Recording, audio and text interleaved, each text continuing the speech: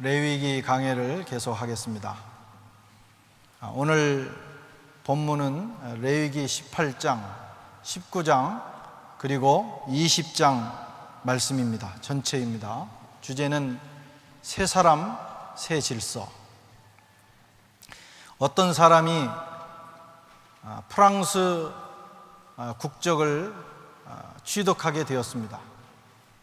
이때부터 이 사람은 프랑스 사람입니다.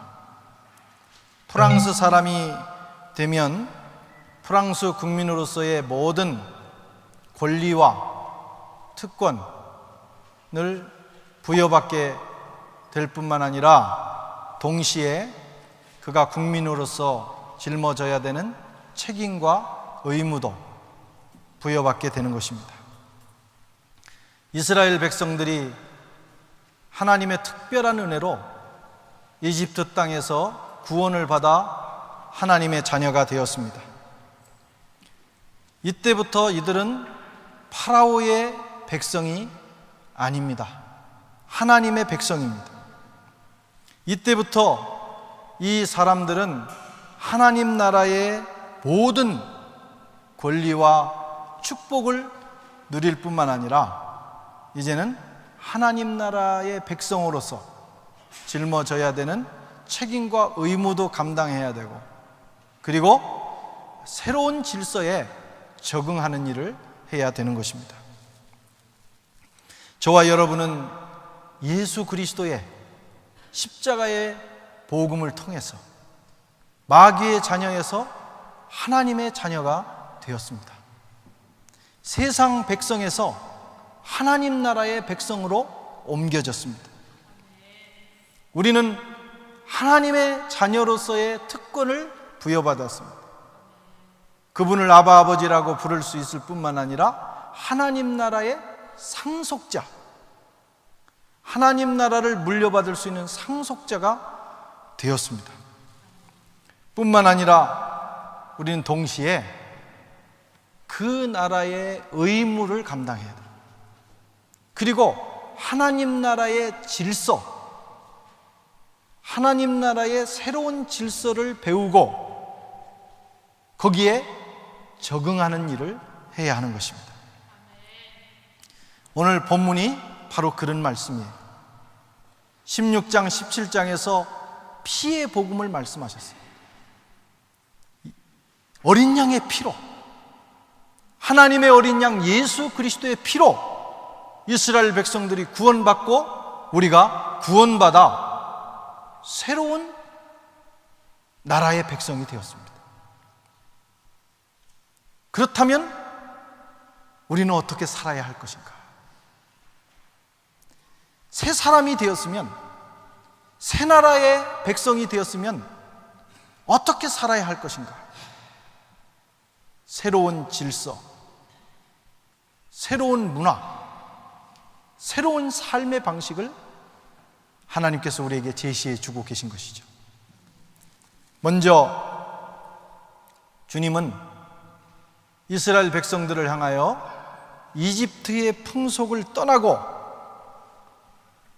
그들이 들어가게 되는 가나안 땅의 풍속을 좇지 말라.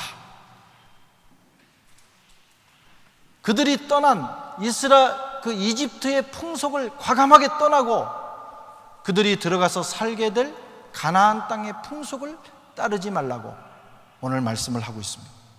3절에 보면 너희는 그 거하던 애굽 땅의 풍속을 좇지 말며 내가 너희를 인도할 가나안 땅 풍속과 규례도 행하지 말고. 하나님의 구원은 유월절에서 시작이 돼요. 어린 양이 피 흘려서 죽어야 될 사람들이 죽지 않는 생명을 구원받는 일로 시작이 됩니다. 그런데 우리가 잘 기억해야 할 것은 하나님의 구원은 거기서 멈추지 않는다는 것입니다. 하나님은 이스라엘 백성들을 유월절 어린 양의 피로 구원하신 후에 말씀하시기를 즉시 이집트를 떠나라. 구원받았으니 이제 네가 내 삶을 다 보장해주고 안전을 지켜줄 터이니 이집트에 머물러 살아라 이렇게 말씀하지 않고 이집트를 떠나라 이렇게 말씀합니다. 여러분, 구원은 용서받고 새로운 생명을 얻는 것으로 멈추지 않습니다. 하나님의 구원은 새로운 질서, 옛 질서를 떠나서 새로운 질서로 들어가는 것까지를 말씀합니다. 옛 풍속을 떠나야 됩니다. 이집트의 풍속, 가나안의 풍속, 파라오를 떠나고 마귀를 떠나고 세상의 풍속을 떠나야 여러분 진정한 구원이 되는 것입니다.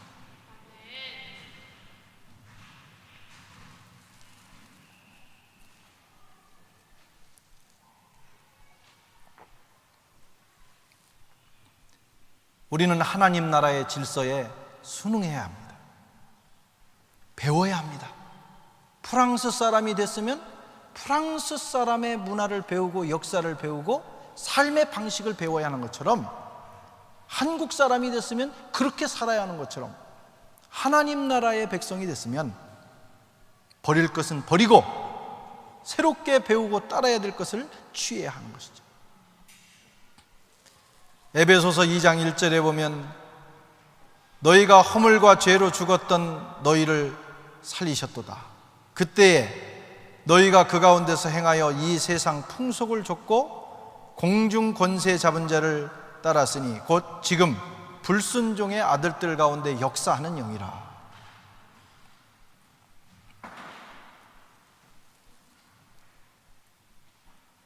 예수 믿기 전에 우리가 따랐던 세상의 풍속, 그것을 떠나야 합니다. 왜냐하면 그것은 마귀가 하나님을 불신하는 세상의 사람들이 만들어 놓은 그런 환경이기 때문입니다. 하나님은 우리를 구원하신 후에 거기서 그냥 살기를 원치 않으시는 거예요. 새로운 질서를 찾아 살기를 원하시는 거예요. 우리가 떠나야 되는 이집트와 가나안에서 떠나야 되는 그 옛 풍속의 두 가지 특징이 있어요. 다 종합하면 두 가지가 제일 큰 문제입니다. 그것은 우상 숭배와 음행입니다. 우상 숭배와 음행. 첫째는 우상 숭배의 풍속을 떠나야 돼요. 이스라엘 백성들이 떠나온 이집트는 우상으로 가득한 땅이었습니다. 또 그들이 들어가야 되는 가나안도 우상이 천지였습니다. 천지 빛깔로 우상이 막 깔려 있는 거예요. 자칫하면 금방 우상에게 그들의 영혼을 팔아먹을 수밖에 없는 그런 상황입니다. 자칫하면 하나님 대신에 우상을 섬기게 되어 있어요. 왜 우상이 무서우냐? 우상은 별거 아닙니다. 가서 이스라엘 백성들이나 이집트 백성들이 섬기는 우상을 보면 사람이 만들어 놓은 조그만 조각품이에요.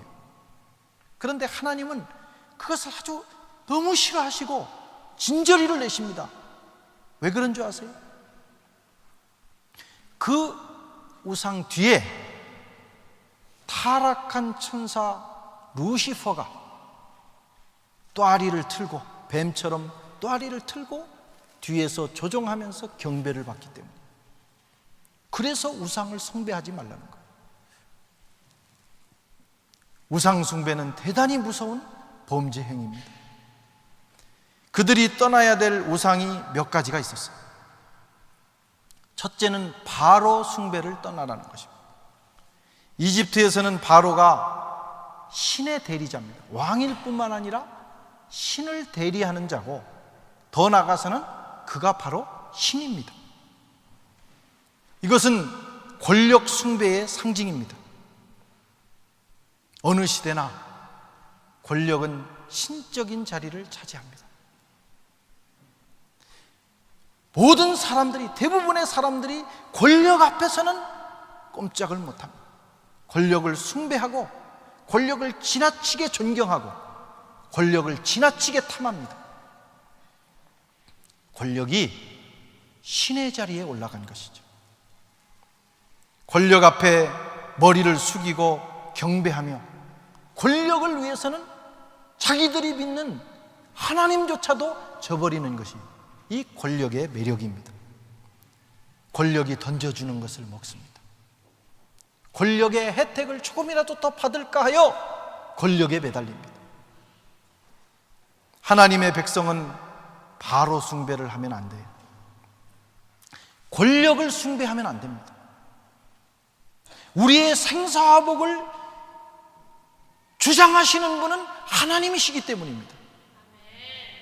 먹을 것, 마실 것, 우리의 생명을 우리에게 주시는 분은 바로가 아니라 세상의 권력자가 아니라 위에 계신 하나님께서 그분이 우리에게 내려주시는 것이죠.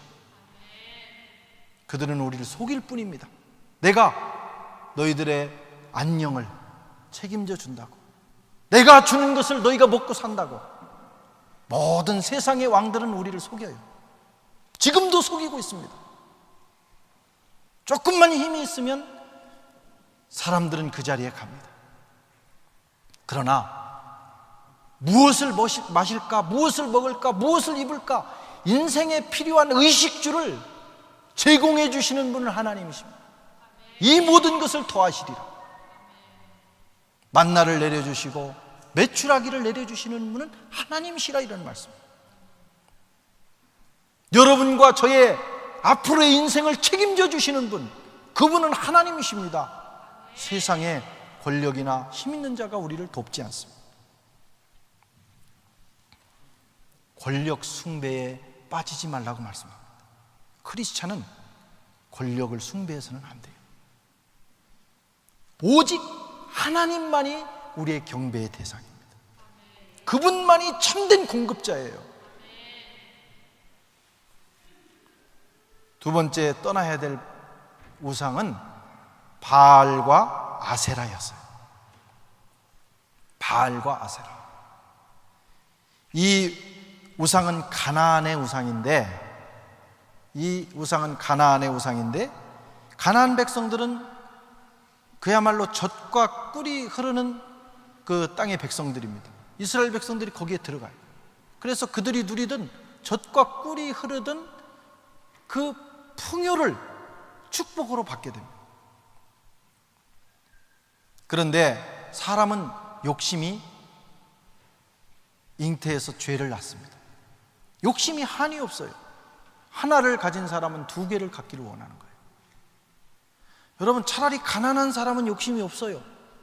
돈 많은 사람일수록 더 욕심이 있을 수 있어요. 하나를 더 거기에 보태기를 원하는 거예요. 더. 가나안의 축복으로 이스라엘 백성들이 만족하지를 못하는 거예요. 하나님 그걸 보셨어요. 그래서 이 가나안의 축복보다 더 큰 축복을 주고, 그 축복을 계속해서 보장해 줄 신이 누구냐? 하나님 아닌 다른 신을 찾기 시작합니다. 여러분, 풍요 숭배, 물질 숭배는 하나님을 떠나게 만듭니다.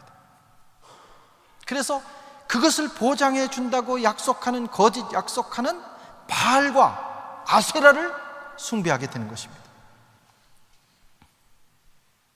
예나 지금이나 마찬가지예요. 풍요가, 돈이 하나님의 자리를 차지합니다. 여러분은 어떻습니까?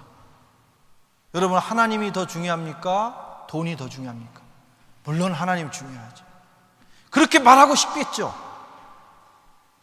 그런데 냉정하게 보면 많은 사람들이 하나님보다 돈이 더 중요하다. 돈이면 다. 돈으로 안 될 것 없다. 돈을 벌기 위해서는 잠시 하나님도 제낄 수 있다.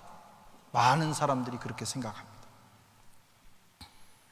하나님보다 돈이 좋을 때가 많다는 것이죠. 때로는 하나님이 할 수 없는 것을 돈이 한다고 믿습니다. 그래서 의리도 신앙도 인간의 도리도 가치도 돈을 위해서는 버리는 것이 이 시대나 오늘 우리가 사는 이 시대나 마찬가지. 하나님은 이걸 경고하고 있습니다. 그러면 안 된다는 거예요. 그건 세상의 질서라는 거예요. 하나님 나라의 백성 크리스천은 돈을 숭배해서는 안 된다는 거예요. 그것이 행복을 줄 수 없고 생명을 줄 수 없고 마지막에는 반드시 우리를 울게 만들기 때문에. 이 시대의 가장 큰 문제 아닙니까? 물질 만능. 심지어는 교회를 다니는 거룩한 성도들의 마음속에도 돈, 물질이 중심을 차지하고 있어요. 지금 이 설교를 들으면서 모르는 소리 마세요. 돈 없이 어떻게 삽니까? 이렇게 생각하는 분들이 혹시 있을지 몰라요. 모르는 소리 아닙니다. 돈이 그만큼 중요하다는 건 알아요. 그러나 그 돈을 벌게 하시고 누리게 하시고 우리의 생명을 유지시켜 주시는 분이 하나님이라는 것을 여러분 기억해야 됩니다. 그분이 거두시면 새가 둥지를 떠나는 것처럼 물질은 순식간에 떠나는 것입니다. 내가 많이 붙들고 있다 할지라도 하나님이 내 생명을 취하시면 아무것도 아니에요. 하나 1원도 못 쓰고 가는 거예요. 이것이 우리의 인생이죠. 교회에도 물질 숭배가 들어왔어요. 그래서 많은 현대 교회가 하나님보다 물질이 중요한, 어떤 교회는 하나님 없이도 목회가 가능할 정도가 됐어요. 풍요가 있고 많은 헌금이 있고 돈이 쌓여서 그거 가지고는 못할 게 없는 거예요.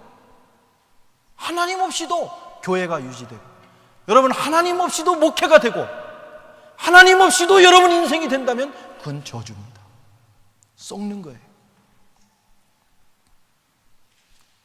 돈에 썩으면 안 됩니다. 돈은 우리를 비참하게 만들어요. 당장은 편리할지 모르지만 인생의 가치를 떨어뜨려요. 하나님을 붙들고 그리고 그분이 주시는 축복을 누려야지. 그 자리에 하나님을 밀어내고 풍요를 숭배하면 큰일 납니다. 가나안의 우상이 그거예요. 이거 숭배하면 안 된다고 경고합니다. 이게 새 질서예요. 옛 질서예요. 떠나야 될 옛 질서예요. 세 번째는 몰렉 숭배라는 게 있어요. 몰렉. 2절과 3절에 그 내용이 나옵니다. 그가 이스라엘 자손이든지 이스라엘에 우거하는 타국인이든지 그 자식을 몰렉에게 주거든 반드시 죽여라. 이 몰렉이 어떤 신이냐면 사람의 자식을 불태워서 받는 신입니다. 인신제사예요. 짐승을 드리는 게 아니고 자기 자식을 불에 태워서 이 신에게 드리는 거예요. 그러면 그들의 권력과 미래를 보장해 준다는 거예요. 실제로 예루살렘에서 그런 일이 있었어요. 불태워 죽이는 거예요. 왕 가운데도 그런 왕들이 있었어요. 튀니지에 가면 옛날 바알 숭배자들이 와서 있었던 그 예배터가 있는데 가보면 이런 돌들이 비석 같은 게 잔뜩 있습니다. 그게 뭐냐면 자식 하나 태워서 드릴 때마다 기념으로 만들어 놓은 거예요. 자기 자식을 자기의 권력과 미래를 위해서 불태워 드리는 것이 인간입니다. 얼마나 무서운 일인지 몰라요.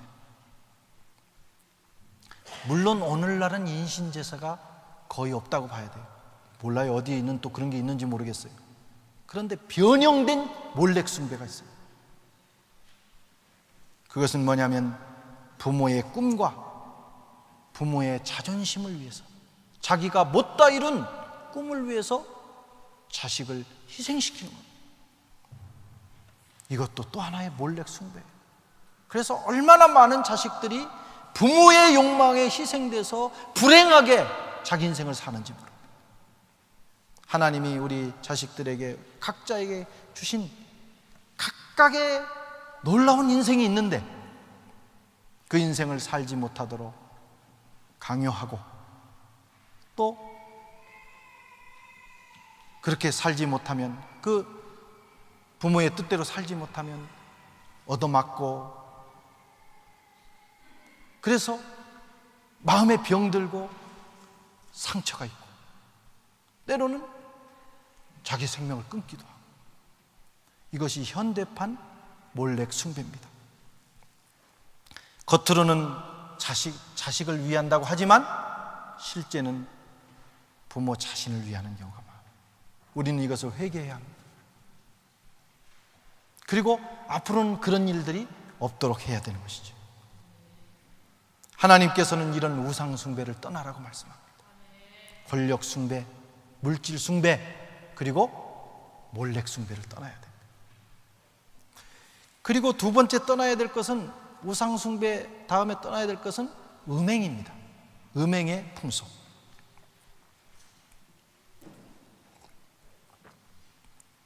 이집트와 가나안 땅은 음행으로 가득한 땅입니다. 필연적으로 이 우상 숭배의 문화는 음행과 연관이 돼 있어요. 그래서 이집트와 가나안 말고 이 동남아에 있는 그런 이방 그 신전 같은 데를 보면 다 음행과 관계된 것들이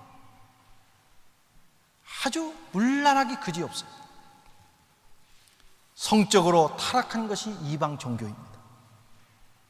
그렇게 될 수밖에 없는 것은 권력과 부, 그리고 성은 이게 하나로 묶여 있기 때문이에요.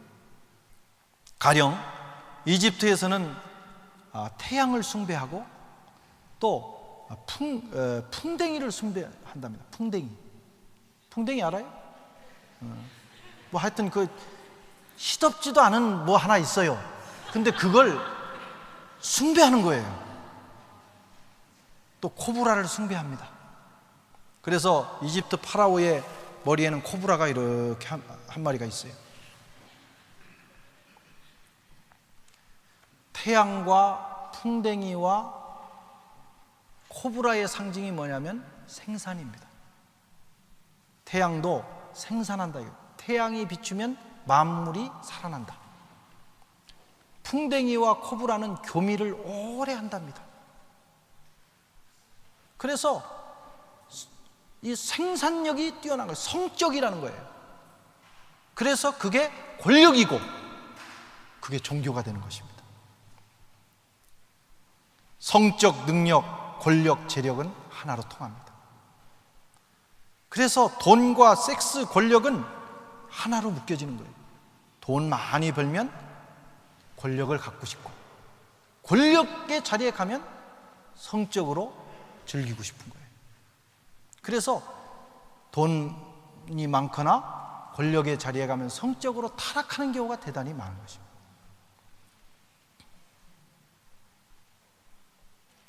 이집트와 가나안에 이게 큰 문제였어요. 아주 음란하고 문란했습니다. 하나님께서는 떠나라고 말씀을 합니다. 본문에 보면 음행은 여러 가지가 나타나는데 근친상간, 가족 간에, 부모 자식 간에, 뭐 형제 간에, 간통, 남의 부인과 남의 남편과, 그리고 동성연애, 그 심지어는 짐승과의 교합도 있었어요. 오늘 성경에 얘기하면 짐승과 교합하는 자는 죽여라. 개, 돼지하고도 한다 이거요. 얼마나 인간 존재가 문란해지고 타락했습니까?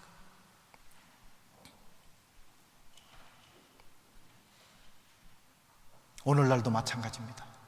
돈과 권력이 모이는 곳에는 성적 타락이 있고, 그래서 멀쩡한데, 그 사람이 그렇게 멀쩡한데 지금 계속 신문에 나오는 얘기는 그 얘기밖에 없는 거예요. 그게 세상의 문화입니다. 구원은 뭐냐? 이 세상 풍속을 떠나는 것이 구원이에요. 세상이 하듯이 그대로 하면 아직은 온전한 구원이 아닙니다. 예수 믿어 크리스찬이 됐을지라도 여전히 세상의 질서에 순종하고 살아가면 우리는 아직 덜 구원받은 거예요. 구원받아 천국은 갈지 모르지만 하나님이 원하시는 수준의 구원에 못 간 것이죠. 장성한 그리스도의 장성한 분량에까지 가야 되는 것입니다. 그래서 떠나라고 말씀하십니다. 오늘 말씀을 들으면서 여러분 가운데 내가 이제 떠나야 되겠다 결단이 되시는 분은 오늘 과감하게 결정을 하셔야 돼요.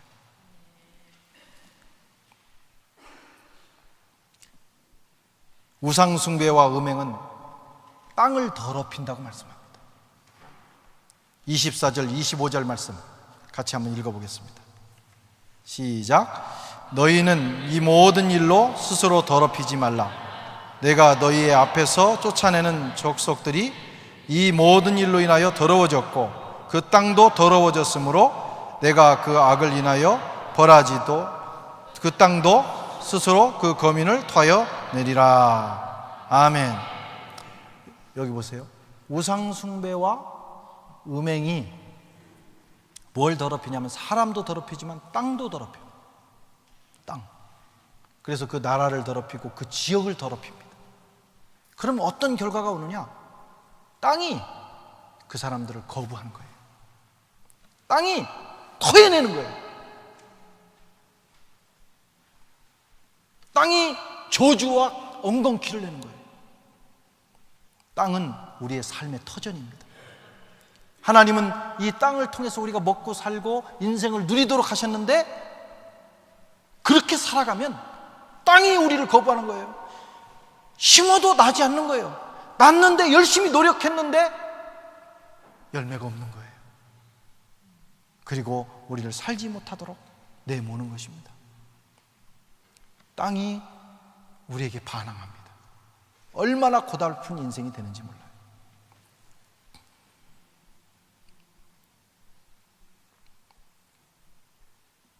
땅 괴롭게 하지 마시고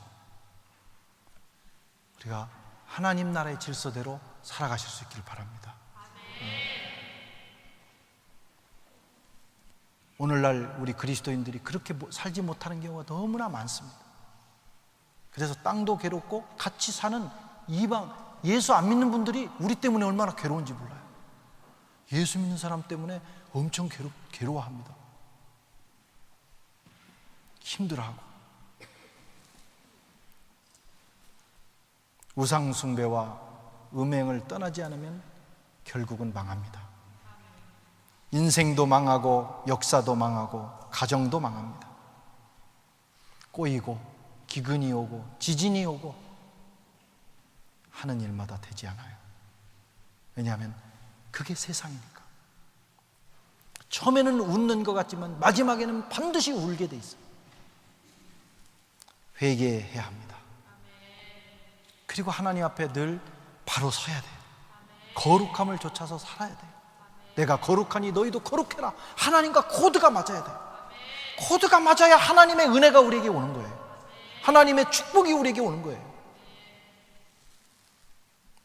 세 번째로 하나님 나라의 법들을 따르라고 강력하게 말씀합니다. 4절에 보면 너희는 나의 법들을 쫓으며 나의 규례를 지켜 그대로 행하라. 나는 너희의 하나님 여호와니라.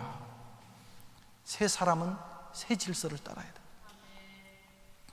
여러분 예수 믿어 새 사람 되셨습니까? 그러면 예수 믿는 사람이 살아야 되는 도리가 있어요. 그 길을 따라가셔야 됩니다. 모르면 배워야 돼요.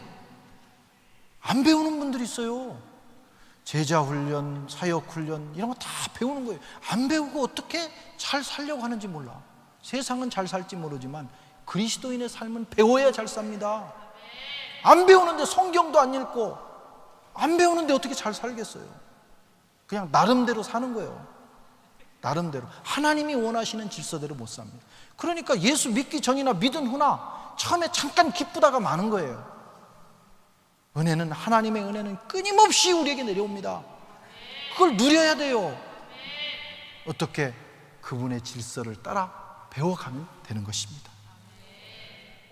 그 중에 가장 중요한 것은 안식일을 지키고 성소를 귀히 여기라 그랬어요. 안식일을 지키고 성소를 귀히 여기라. 30절에 내 안식일을 지키고 내 성소를 공경하라. 나는 여호와니라. 이게 첫 번째 중요한 일입니다. 하나님의 날, 하나님을 만나기로 결정된 그날을 아주 귀하게 여기고 지키면 그게 첫 번째 중요한 날이에요. 두 번째는 여러분, 하나님의 성소를 소중히 여겨야 돼요. 공경해야 돼요. 오늘날은 교회죠. 성도가 같이 모여서 하나님을 예배하는 이 현장을 귀하게 여기고 늘 여기를 공경하고 여기를 위하여 기도하고 우리 마음이 여기에 있어야 돼요. 그 마음에 시온의 대로가 있는 자는 복이 있다고 그랬어요. 그 다음에 또 많은 일들이 있어요. 우상을 버려야 되고 하나님께 감사하는 제물인 화목제물을 드리고 이웃을 배려하고 이웃을 배려하는 삶을 살아야 돼요. 그래서 곡식을 딸 때도 다 따지 말라는 거예요. 모퉁이는 항상 남겨둬서 가난한 이웃들이 그것을 누릴 수 있도록 배려하라고. 예수 믿는 사람들이 욕심이 더 많은 경우가 많아요. 이만큼도 손에 안 보려고 해요. 그러면 안 된다는 거예요. 항상 알면서도 쏘가지고 배려하고 몇 퍼센트는 항상 다른 사람을 위해서 준비해 놓고 어른을 공경하고 어른을 공경하고. 이게 유교가 아닙니다. 성경이 말씀하는 거예요. 머리 흰 자들을 공경하라 그랬어요. 어른을 공경하라. 위아래 없이 사는 사람들 많아요. 교회 다니는 젊은이들도 위아래 없어. 인사성도 없고 그냥 내가 힘이 보배다. 힘 있으면 다냐. 그런 게 아닙니다. 사람이 어른이 있는 거고 내가 존경해야 될 자가 있는 거 다 그런 거예요. 그래야 나중에 그 사람도 존경받고 사는 거예요. 그것도 새로운 질서입니다. 더 겸손해야 되고 젊은이는 장로 앞에 머리를 숙이라고 그랬어요. 그런 공경이 있어야 돼요. 나그네를 잘 대접하고. 나그네, 여기 나그네 많이 계시지 않습니까? 오늘도 여행 중에 오신 분들 우리가 반갑게 맞이하고 대접해야 돼. 정직하게 살라고 30절에 말씀하고, 정직하게 속이지 말고 조금 장사하다가 손해보더라도 정직하게 하면 하나님이 막아주시고 도와주시는 거예요. 성도 여러분, 오늘 하나님께서는 이 새로운 질서를 말씀하시면서 이렇게 말씀합니다. 5절에 너희는 나의 규례와 법도를 지키라. 사람이 이를 행하면 그로 인하여 살리라. 이 산다는 것은 잘 들으셔야 됩니다. 이집트에서 6월절 사건으로 죽을 자가 살아난 그 삶이 아니에요. 한 번 구원받은 것으로 끝난 것이 아니라 구원받은 이후에 계속해서 하나님의 생명과 축복을, 은혜를 누리면서 살아가는 것을 얘기합니다. 구원은 받았는데 그 다음부터 하나님이 공급하시는 은혜를 받지 못하고 또 그렇게 세상 옛날처럼 살아가면 어떡하겠어요? 하나님은 우리가 그렇게 살기를 원치 않습니다. 그분이 우리 아버지가 되셨기 때문에 우리에게 공급하시기를 원하는 거예요. 우리에게 새로운 삶을 주시기를 원하시는 거예요. 그 삶을 누리라고 말씀합니다. 가나안 땅에 들어가서도 그렇게 살아가면, 버릴 거 버리고 새로운 질서를 따라 살아가면 그 땅에서 생명이 길게 되는 것입니다. 우리는 하나님의 은혜로 구원받았어요. 구원받는데 이만큼도 우리가 보탠 게 없습니다. 그러나 구원받은 이후에 우리가 하나님 나라 갈 때까지 하나님으로부터 받아야 될 은혜와 축복과 생명은 이루 말할 수가 없어요. 그걸 누리며 사셔야 됩니다. 어떻게 하느냐? 옛 질서를 떠나 새로운 질서에 배우고 순응해 보십시오. 그리스도인의 참된 삶을 살아가 보세요. 그러면 하나님의 생명의 은혜가 우리에게 흘러넘치게 됩니다. 이것을 가리켜서 세상 사람들은 놀라운 삶이다, 어떻게 저런 놀라운 일들이 일어나냐, 원더풀하다, 기적이다, 그렇게 말합니다. 그러나 예수 믿는 사람에게는 이런 기적적인 삶이 계속 이어져요. 왜? 그분이 우리 아버지가 되셨고, 그분은 우리를 위해서 자기 자식까지 주신 분이기 때문에 하나님은 우리를 그렇게 인도해 주시기를 원하시는 것입니다. 세상 풍속을 떠나시기 바랍니다. 접을 거 과감하게 접고, 여러분 끊을 거 과감하게 끊고, 그리고 새로 배워나가십시오. 그러면 살게 되는 역사가 우리에게 나타날 줄로 믿습니다. 기도하겠습니다.